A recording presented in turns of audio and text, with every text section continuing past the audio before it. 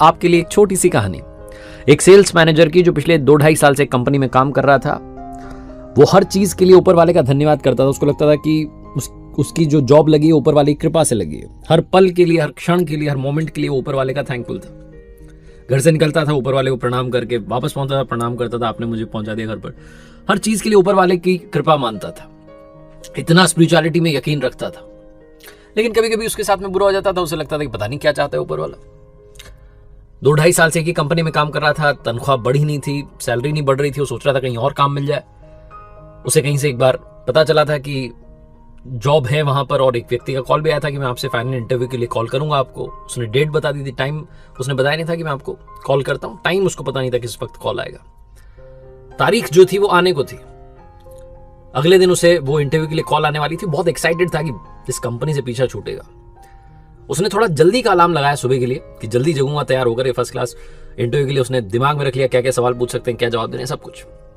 लेकिन अगली सुबह जब वो जगा तो जिस समय का उसने अलार्म लगाया था सुबह 5 बजे का, वो पता नहीं कब बजी 5, उसकी नींद खुली 7, 7:30 बजे।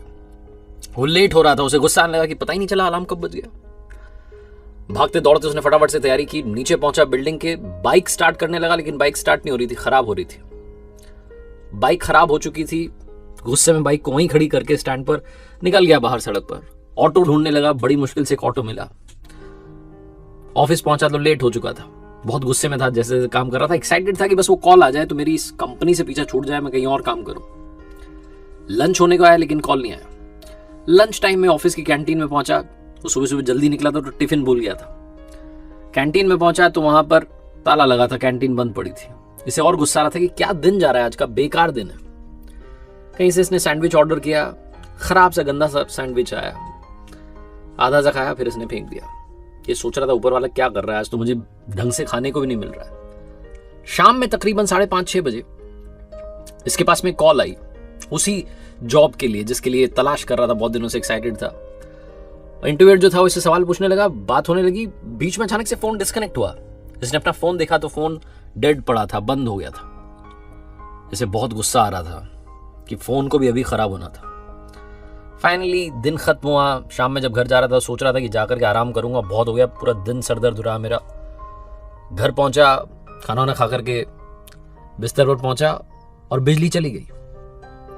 अब इसका गुस्से का पारा और बढ़ गया कि ऊपर वाले, मैं आपको इतना मानता हूं, इतना चाहता हूं, आप क्या कर रहे हैं मेरे साथ। गुस्से में पता नहीं कब इसको नींद लग गई और सपने में भगवान से बात कर रहा था और भगवान से कह रहा था, आप क्या चाहते हैं मेरे साथ, मैं आपका इतना बड़ा भक्त हूं, इतनी पूजा पाठ सब कुछ करता हूं, आप पता नहीं क्या कर रहे हैं। आज का दिन कितना खराब था।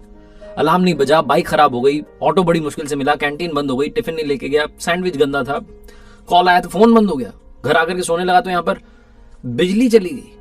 क्या चाहते हो आप? भगवान ने कहा, जो आज हुआ वो सब मेरी मर्जी से हुआ। मैंने जानबूझ करके अलार्म कब बजा तुझे पता ही नहीं चलने दिया। तेरी बाइक मैंने ही खराब कर दी। मैं चाहता था कि तू देरी से पहुंचे, क्योंकि अगर तू बाइक से जाता तो तेरा एक्सीडेंट हो जाता। आज तेरा एक्सीडेंट होना लिखा था। अच्छा हुआ कि कैंटीन बंद थी, क्योंकि उसका खाना खराब हो चुका था, तुझे बीमार कर देता बहुत ज्यादा। और वो जो कॉल आई थी ना, जिसकी वजह से तू बड़ा परेशान हो रहा है कि मेरी बात नहीं हुई, वो एक नंबर का घोटालेबाज है, नौकरी के नाम पर तुझे ठगने वाला था, इसीलिए तेरा फोन मैंने बंद करवा दिया। और ये जो बिजली चली गई, आज अगर बिजली आ रही होती तो तेरे घर में शॉर्ट सर्किट की वजह से आग लग जाती। तू मेरा बहुत बड़ा भक्त है ना, इसलिए तुझे बता रहा हूं, सबको नहीं बताता हूं। और हाँ, याद रखना, तू मुझ पर भरोसा करता है तो भरोसा करता रहे, जिंदगी में कभी भी तेरा बुरा नहीं होने दूंगा। अचानक से इसकी नींद खुली और ये ऊपर वाले को फिर से थैंक यू करने लगा। लाइफ में कई बार हमें लगता है कि हमारे साथ में बुरा हो गया, गलत हो गया, ऐसा नहीं होना चाहिए था। लेकिन अगर आप पलट के देखेंगे पिछले कुछ सालों में तो आपको लगेगा कि जो हुआ ठीक ही हुआ, आपके फायदे में हुआ। हर पल के लिए, हर क्षण के लिए ऊपर वाले का शुक्रिया अदा करते चलिए। बस यही इस कहानी से कहना चाहता हूं, क्योंकि जैसा मैंने शुरू में कहा, ऊपर वाला वो नहीं करता जो हमें अच्छा लगता है, बल्कि वो करते हैं जो हमारे लिए अच्छा होता है।